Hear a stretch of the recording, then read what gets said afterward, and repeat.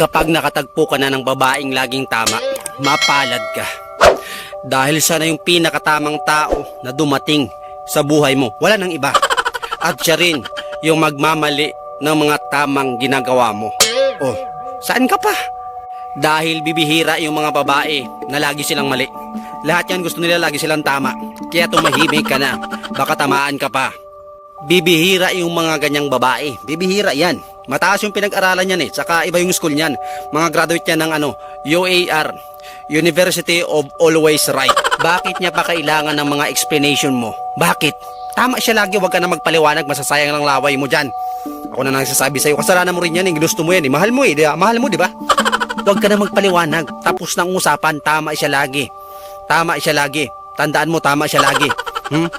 Yung tipong ikaw na yung tama, pero kailangan mo pa rin magsuri sa kanya kasi nga inaway mo siya. Di ba may tama talaga? At kapag dumating na sa'yo yung babaeng laging tama, huwag mo nang pakawalan. Huwag na. Baka mali ka na naman eh. Pag pinakawalan mo yan, mali ka na naman. Pag pinatulan mo yan, mali ka na naman.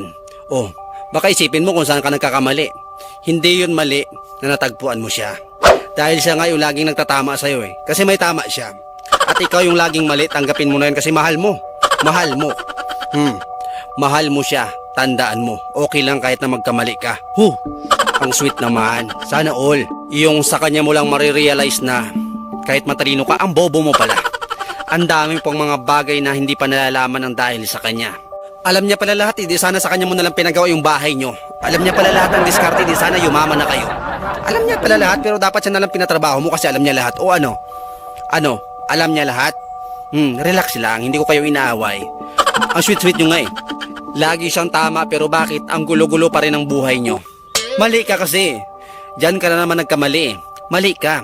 Tanggapin mo na kasi na bobo ka lang. At tama siya palagi. Mahal mo eh. Diba? Mahal mo.